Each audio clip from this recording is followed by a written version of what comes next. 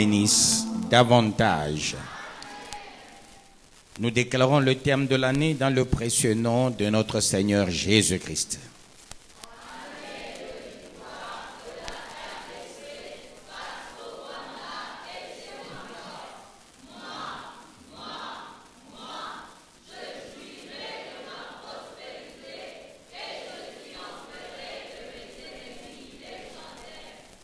Nous acclamons le roi de rois, le Seigneur de seigneurs.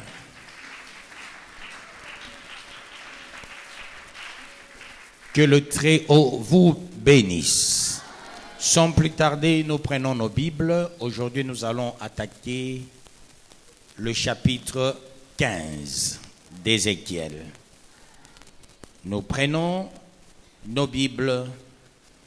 Ézéchiel chapitre 15 du 1er au 2e verset. C'est un chapitre qui n'a que 8 versets. Nous lisons dans le précieux nom de notre Seigneur Jésus-Christ. La parole de l'Éternel me fut adressée en ces mots. Fils de l'homme, le bois de la vigne, qu'a-t-il de plus que tout autre bois? Le serment qui est parmi les arbres de la forêt? Parole du Seigneur Tout-Puissant.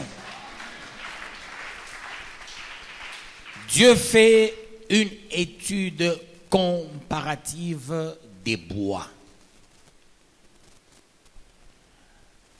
pour conclure sur la valeur de Jérusalem.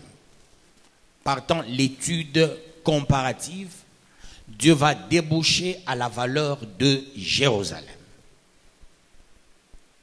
Ici, Dieu ne regarde pas le fruit, il regarde l'arbre.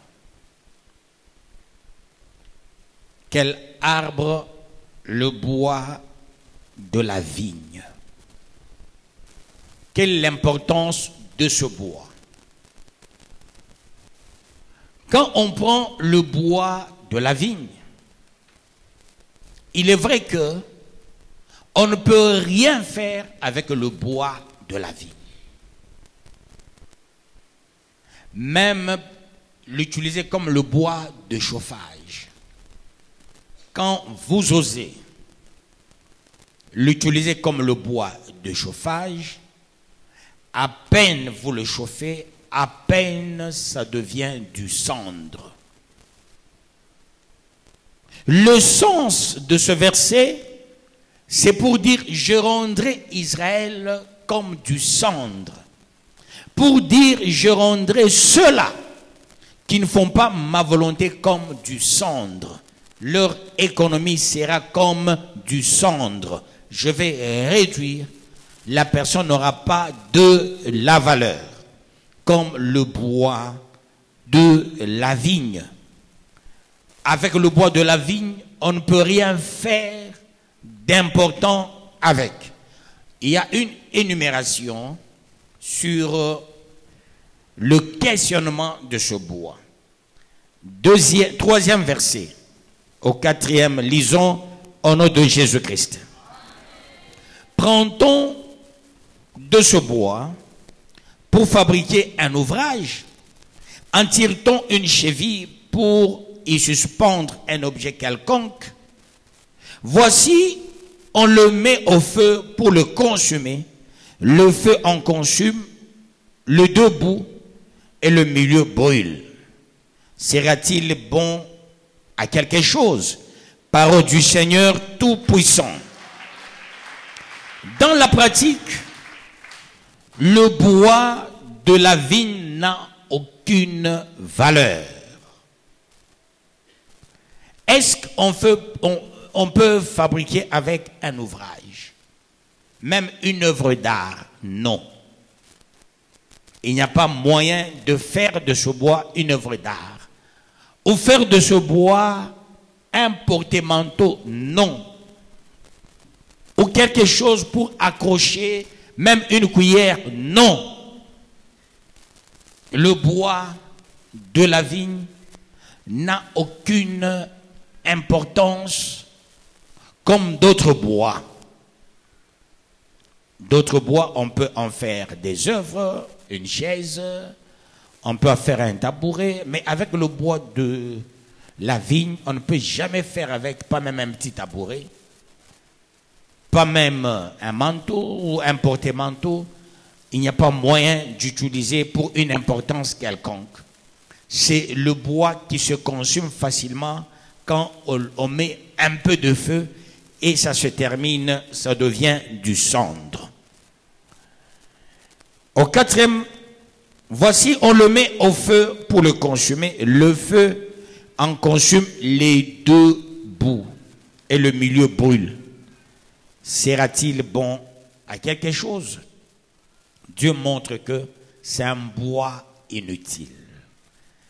Et comme c'est le bois inutile, c'est comme ça Dieu voit les idolâtres. Ils sont inutiles au devant de sa face.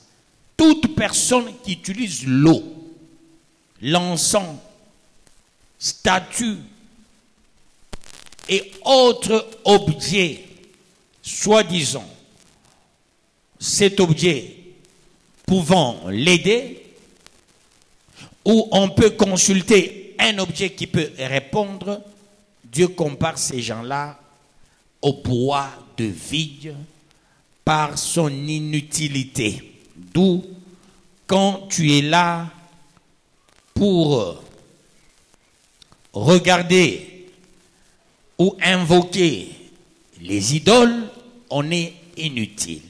Et comme Israël était entré dans l'idolâtrie, Israël est devenu inutile, comparable à ce bois.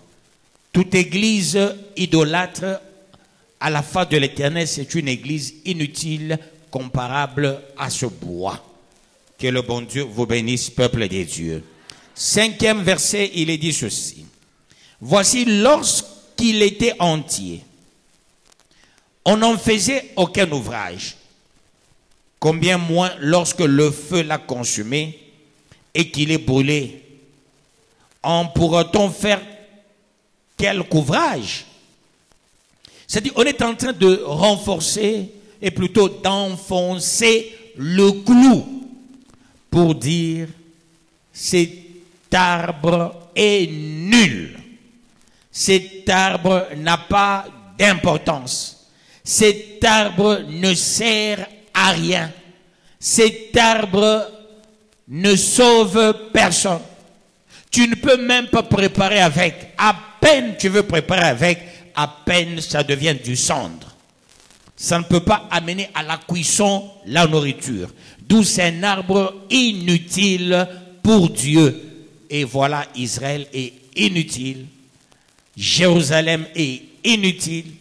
L'idolâtre est inutile. Et celui qui est utile, c'est celui qui sert Dieu. Que le bon Dieu vous bénisse, peuple des dieux.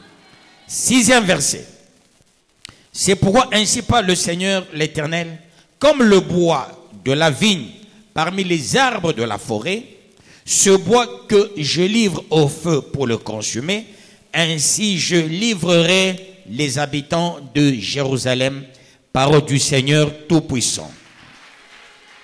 Ici, Jérusalem n'est pas vue comme la capitale, mais ici, Jérusalem est vue comme la référence. Tout se joue sur Jérusalem. Et on compare Jérusalem avec le bois de la vigne, qui ne sert à rien. Ça ne peut même pas griller un petit poisson. Quand à peine tu le mets au feu, à peine ça part. C'est du cendre. Et c'est ça la valeur de Jérusalem. À cause de l'idolâtrie, à cause de mensonges, à cause de l'égarement.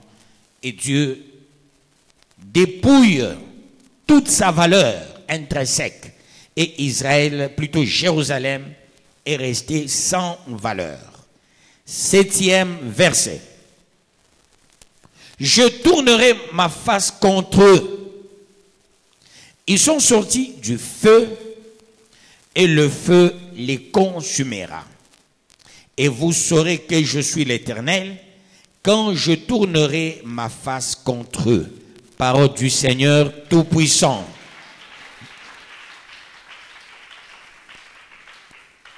Ces gens sont venus du feu et je vais les consumer par le feu. Dire ils sont venus du feu, ce n'est pas la même chose avec les anges.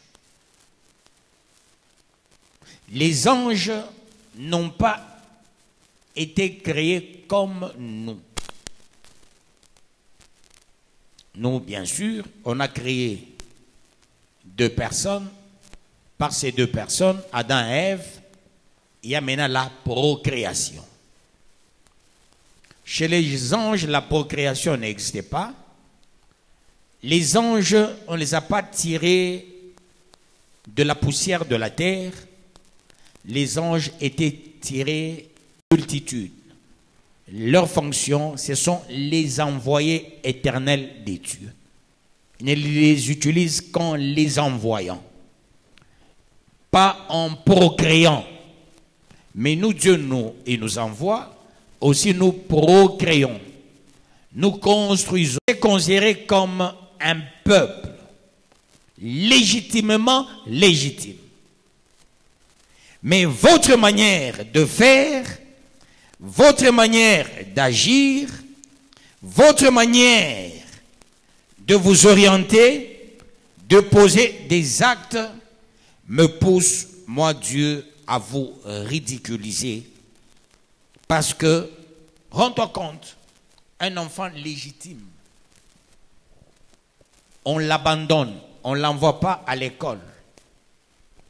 Mais on prend un enfant adoptif, on l'envoie à l'école, il finit les études, il a le boulot, il a des belles voitures, une belle maison, mais l'enfant légitime abandonné à son propre sort. C'est ce que Dieu fait avec Israël. C'est l'enfant légitime. Cet enfant légitime a une mauvaise appréhension de cette légitimité. Pour cet enfant légitime, il pense que quand on est enfant légitime, on se permet de tout sauf de rien, du fait d'être légitime, oubliant que toute personne peut perdre son identité. On peut perdre son identité. C'est facile, peuple de Dieu. La perte quand on vit ou la perte par la mort. On peut être l'enfant de Mobutu, on peut être l'enfant de. Aujourd'hui, nous avons Félix. Félix peut regarder parmi ses enfants, il se dit, les enfants ne me soutiennent pas. Non, le bon cas, c'est le cas de Mosé. Mosé, ses propres enfants ne l'ont pas soutenu. Aussi, Tshisekedi père. Autant d'enfants qu'il avait, il n'y avait que Félix qui soutenait mordicus son père. Mais aujourd'hui, il a hérité l'impérium. Il n'a pas perdu l'identité. Il n'est pas l'aîné. Mais regardez, c'est lui qui préside. Et tout le monde derrière lui. Le cas de Mosé était plus pire. Ses propres enfants, il y a d'autres qui étaient avec Mobutu. Mais fort malheureusement, les enfants adoptés étaient avec Mosé.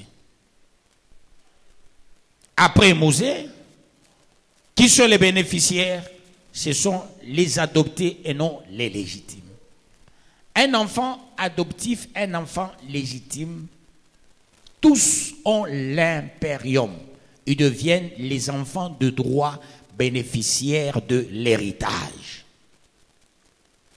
Nous sommes les adoptifs, nous sommes les bénéficiaires de l'héritage.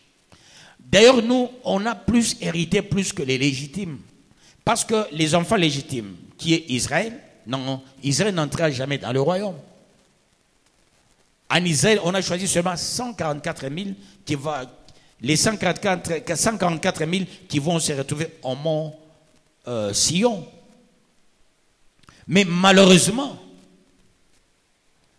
pour eux, mais nous, à peine arrivés, nous avons fait de la parole de Dieu la nôtre. Israël a vu beaucoup de choses avec les yeux. Les Israéliens ont vécu avec Abraham, Isaac, Jacob. Ils ont vu Moïse, ils ont vu Aaron, ils ont vu Myriam, ils ont vu David, ils ont vu Jésus. Mais nous, on n'a rien vu de tout ce monde-là. Nous, c'est une croyance abstraite. C'est ça notre avantage. Nous partons de l'abstraction au concret. C'est ce qui fait que nous avons l'avantage de la concrétisation. Concrétisation. Parce que nous partons de l'abstrait au concret. Mais eux, ils sont partis du concret à l'abstrait. C'est ce que Dieu est en train de parler à Israël. Tout ce que tu as vu, tout ce que tu as palpé, mais ta croyance est toujours faible. Tu n'atteins même pas une dimension de la mobilisation par rapport à la croyance. Mais nous, aujourd'hui, vérifiez, Cambo va comme des pasteurs. Il y a beaucoup de pasteurs. Combien d'églises? On en a beaucoup d'églises, peuple de Dieu. S'il faut en compter dans le pays compte beaucoup de pasteurs, beaucoup d'églises. Vrai ou faux, ce n'est pas notre problème. Le problème, il y a beaucoup d'églises. Même quand on dit un faux pasteur, dans l'église d'un faux, il y a toujours un vrai fidèle. C'est là que, peuple de Dieu, ça attire l'attention de Dieu. Nous, on a la facilité d'aller de l'abstrait au concret. Du fait d'accepter la parole, nous devenons des grands, nous devenons des gens avec beaucoup de matériel, peuple de Dieu. Parce qu'on a cru en la parole. Mais Israël, jusqu'à ce jour, n'a pas cru en la parole. Israël croit au matériel. Voilà pourquoi Dieu a permis à ces gens de se battre chaque jour. C'est pourquoi il y a la guerre en Israël. Ils se battent chaque jour parce qu'Israël est dans la conquête permanente des terres. Mais nous, nous sommes les défenseurs de nos terres. Nous n'avons pas de terres à envier. Le Congo a des terres à protéger, pas la conquête des terres, peuple de Dieu. C'est ici qu'il faille se valoriser par rapport à la parole. Quand tu crois dans tout ce que je te dis, tu dis ça c'est ma parole. La parole doit se faire chair. Autrement dit, tu aboutiras à la concrétisation de tes vœux. Ce que tu veux, c'est ce qui va arriver. Ce que tu cherches, c'est ce que tu trouveras. Tu toques, on va ouvrir pour toi. Parce que nous partons de l'abstrait au concret. Et non du concret à l'abstrait, non. Nous partons de la parole à la matérialisation de la parole parce que nous y croyons fermement. On s'asseye, peuple de Dieu, pour commencer un livre et le finir. Quelle croyance! En Israël, on ne peut même pas commencer un livre et le finir. Que le bon Dieu vous bénisse, peuple de Dieu. Ils n'ont pas le temps. Commencer le livre de Matthieu et le terminer. Jamais en Israël. On ne le fera jamais. Parce qu'ils sont têtus, ces gens-là. Voilà pourquoi Dieu les compare au bois de la vigne. Pour Dieu, ce sont les gens sans valeur. Mais nous, aujourd'hui, qui croyons en la parole de Dieu, nous avons la valeur. 7e verset. C'est ça? 8e enfin. Je ferai du pays un désert parce qu'ils ont été infidèles, dit le Seigneur l'Éternel. Parole du Seigneur Tout-Puissant. Ils Israël sera un désert. Vous allez comprendre la guerre d'Israël de nos jours avec Hamas date de la belle lurette. À un moment donné du temps d'Hitler, Adolphe, il y avait une dispersion totale. Et comme Dieu a dit, Israël retournera et aura sa patrie. C'est depuis 1948. Israël est rentré, Israël a eu sa patrie. Et pour la concrétisation, c'est un certain David Ben Gurion qu'il avait pris la décision, ça doit être au mois de mai, qu'il avait pris la résolution de déclarer l'État israélien, bien que Marshall avait dit patientez un peu, ainsi que Truman, il faut attendre, mais lui il a dit non, je n'attends personne, parce que les Israéliens sont têtus par moment. Ils ont dit au président américain, au secrétaire américain, on n'attend personne, nous nous déclarons. Bien qu'ils avaient déclaré l'État israélien, peuple des dieux, jusqu'à nos jours, il y a de remous. Il y a la guerre. Et tout ça, c'est le mont du temple qui était à la base de guerre, en amont. Mais maintenant, parce que pour les Palestiniens, ils se battent pour dire il faut qu'il y ait une capitale commune. C'est ça la position des Palestiniens. Il faut qu'il y ait une capitale commune. Jérusalem ne peut pas appartenir de droit aux Israéliens. Ça doit être et la capitale palestinienne et la capitale israélienne. Mais les Israéliens plutôt, ils se sont dit, pas question. Nous sommes les champions de la conquête. Nous devons avoir beaucoup de terre pour nous. Ce sont les gens qui ne se suffisent pas de ce qu'ils ont. Ils cherchent toujours ce qu'il y a aux Palestine pour que ça soit leur contrée. Voilà pourquoi il y avait 5 pays qui s'étaient mis en danse pour attaquer Israël, les pays arabes. Malgré cela, Israël, à un moment donné, il avait connu une défaite. Après, Israël s'est battu. Avec, à un moment donné, Yasser Arafat, il s'est dit, il faut qu'on ait une base arrière à Beyrouth. Ils ont fait de Beyrouth leur base arrière, pensant qu'à partir de la base arrière à Beyrouth, ils peuvent bel et bien avoir Israël. Or, Dieu avait béni Israël militairement, il avait béni Israël économiquement, il avait béni Israël politiquement. Et dans la matière de la conquête, Israël est spécialiste. De nos jours, Israël ne se suffit pas. Israël cherche encore d'autres terres pour se suffire. Et là, malheureusement pour Israël, Israël ne garde pas la parole de Dieu telle que Dieu leur avait communiquée. Israël aime ajouter, parce qu'au milieu des Israéliens, il y a des discussions contre nature. Les uns et une compréhension fantaisiste en Israël. Chacun a sa compréhension par rapport à Dieu, par rapport à Moïse et par rapport à Jésus. Il y a une cacophonie même de nos jours. Pour Israël, Jésus n'est pas encore arrivé. Jésus, il viendra au mont des Oliviers et ça sera la fin. C'est la croyance qu'a Israël. D'ailleurs, les politiques en Israël en train de discuter pour voir comment est-ce qu'ils peuvent amender leur constitution pour dire Jésus n'a jamais existé, que les gens sont en train de prier parce qu'eux attendent le Jésus qui viendra. Et pourtant, Jésus devrait venir 3 fois. Amen, amen, peuple des dieux. Amen, amen, peuple des dieux. Venir 3 fois Jésus, ça veut dire naître, la naissance première venue. Et Jésus, quand il ressuscite Deuxième venue.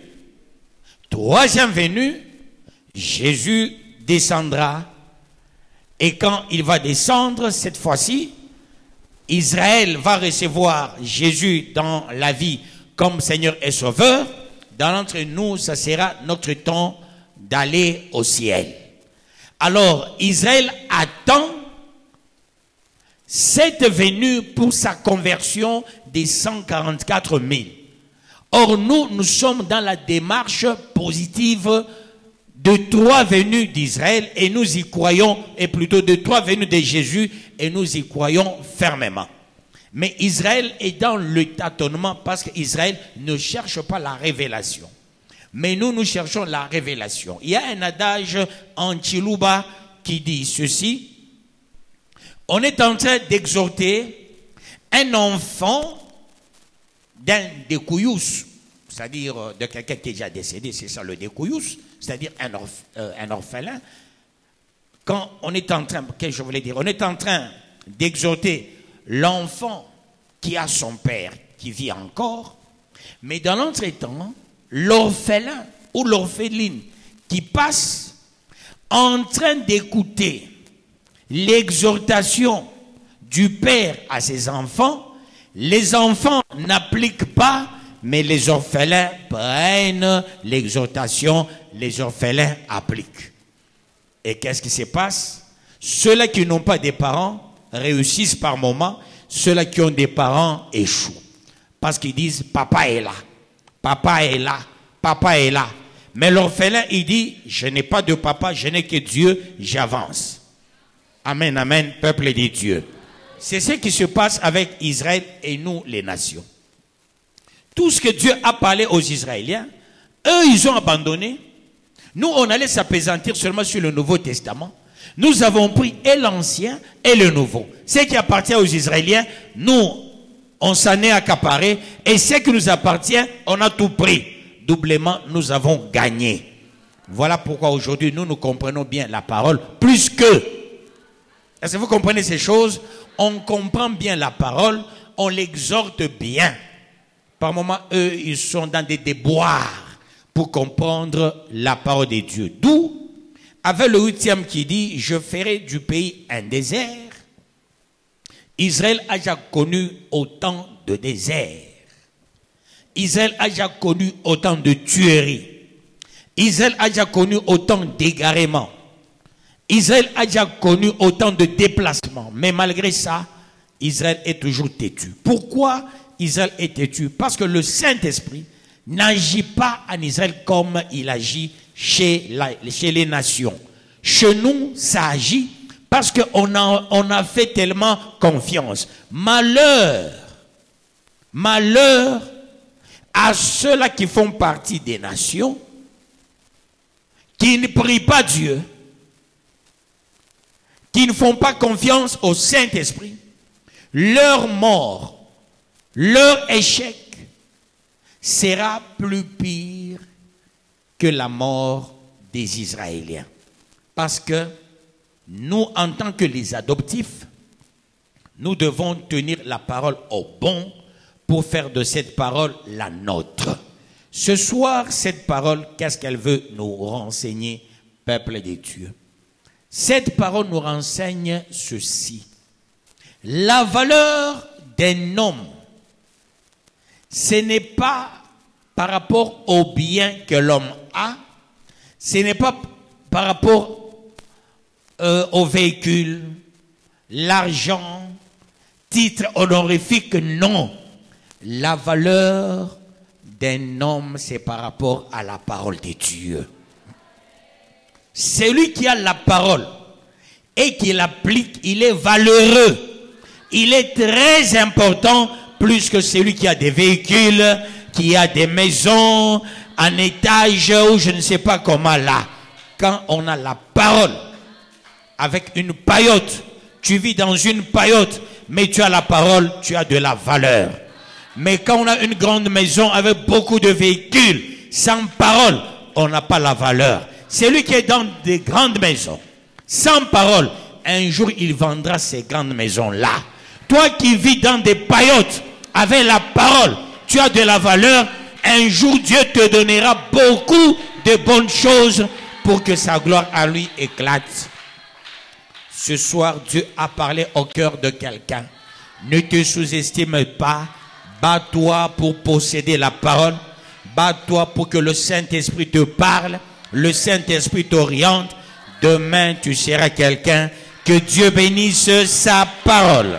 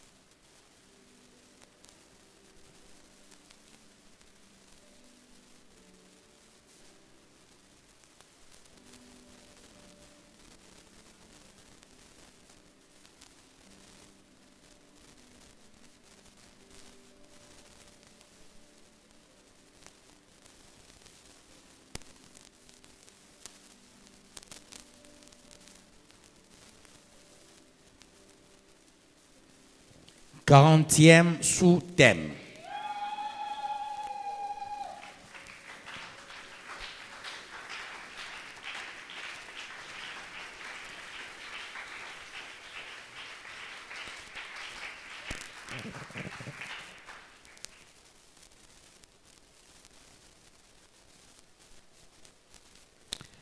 Aime et applique les recommandations de Dieu, tu seras plus que vainqueur. Et qu'est-ce que tu diras?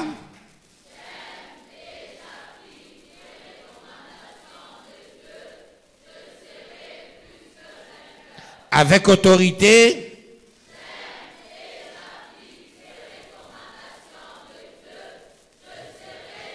Capitalisons le 40e sous-thème. Il faut aimer les recommandations. Il faut les appliquer aussi. Tu seras plus que vainqueur. Nous capitalisons cette parole pour la gloire de Dieu. Prions, peuple de Dieu, au nom de Jésus-Christ. Dieu de grâce, Dieu de puissance. Oui, j'aime et j'applique les recommandations de Dieu. Je serai plus que vainqueur. Je capitalise cette parole.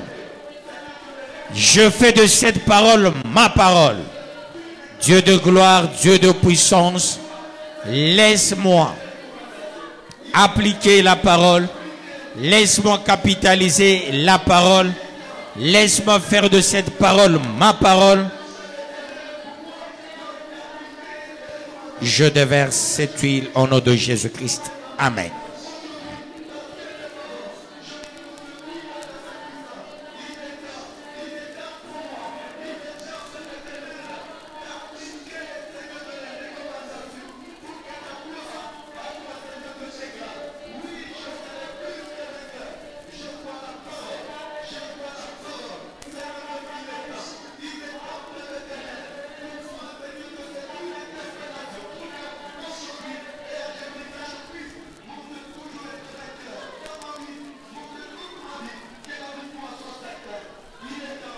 Dieu de grâce, le puissant, le vainqueur de nations, l'alpha et l'oméga.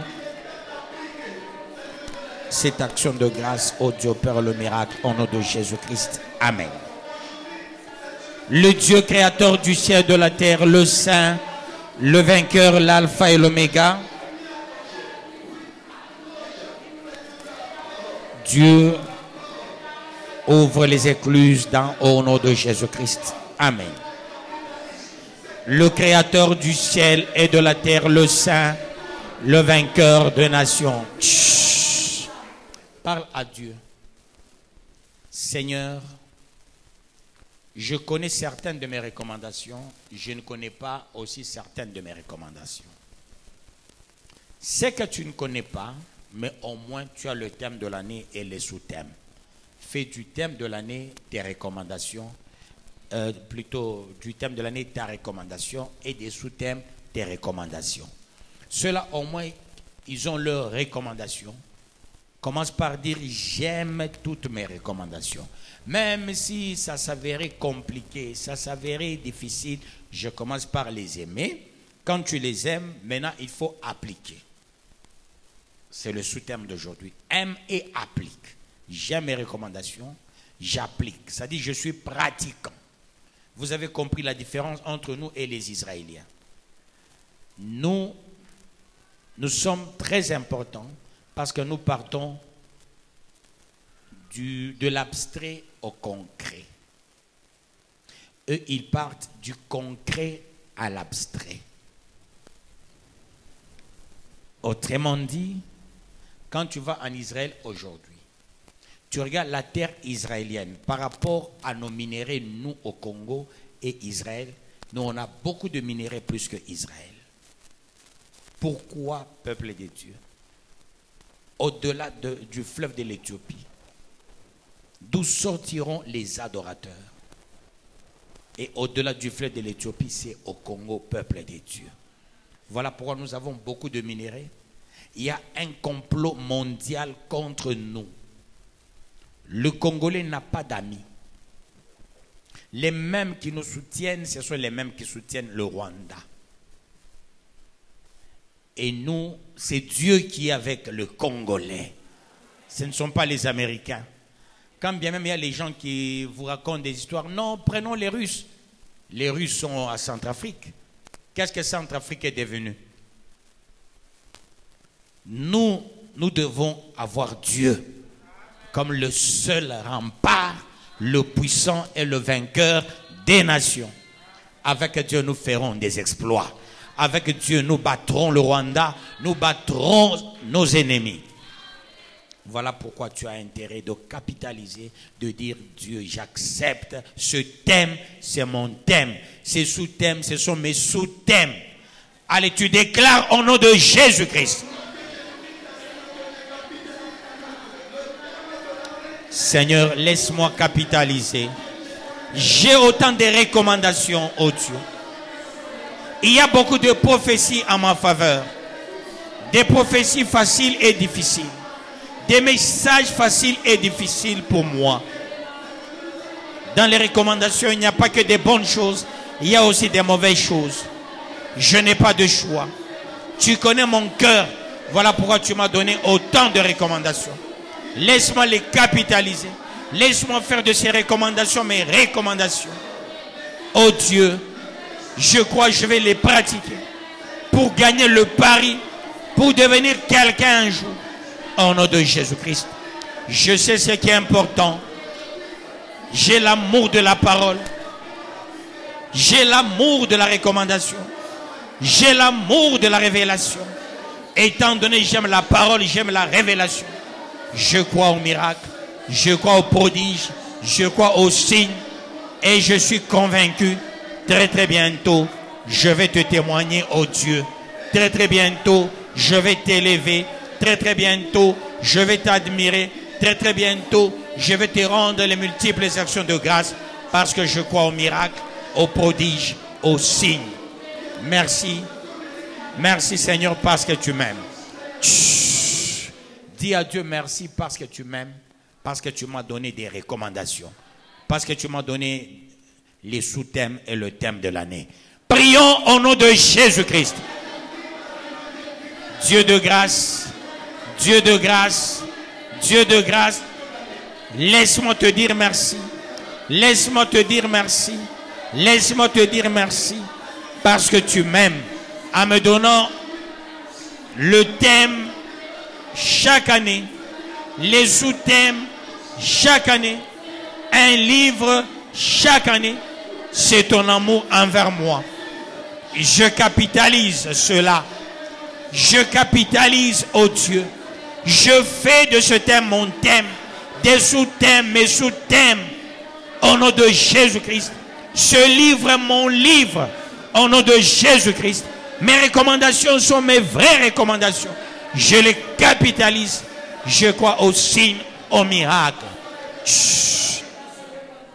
Voilà pourquoi tu vas faire tomber tout ce qui te retourne en arrière.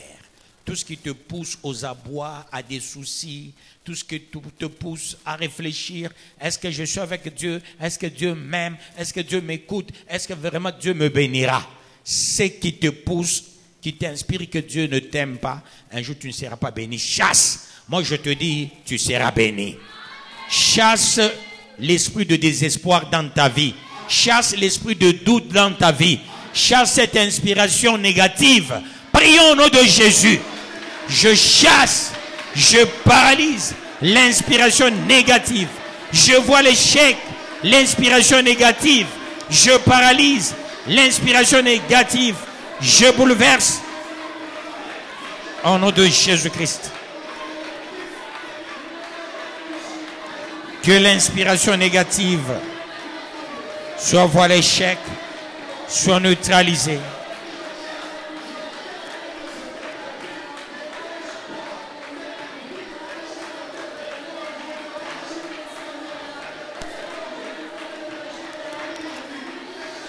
Dieu de gloire, Dieu de puissance, fais en sorte que ta miséricorde dure à toujours.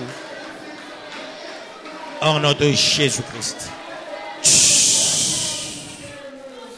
Alimente ta croyance par cette prière. Rends grande ta croyance. Dis ceci, je témoignerai. Je serai béni. J'aurai beaucoup de moyens. Je serai la tête et non la queue. Déclare au nom de Jésus. Je crois. Ma bénédiction est quasi certaine. Je crois à la véritable bénédiction, à l'élévation, à la mise à part, à la protection.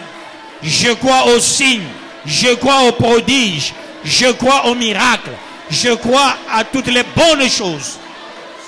Au nom de Jésus-Christ. Merci Seigneur. Merci Rédempteur.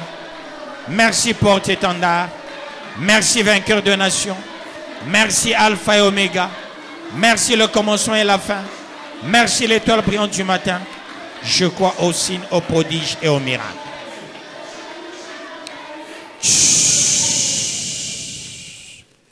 Peuple béni. Peuple élevé des dieux. Allez-y tous dans la paix de notre Seigneur Jésus-Christ. Nous acclamons le roi de rois, le Seigneur de seigneurs.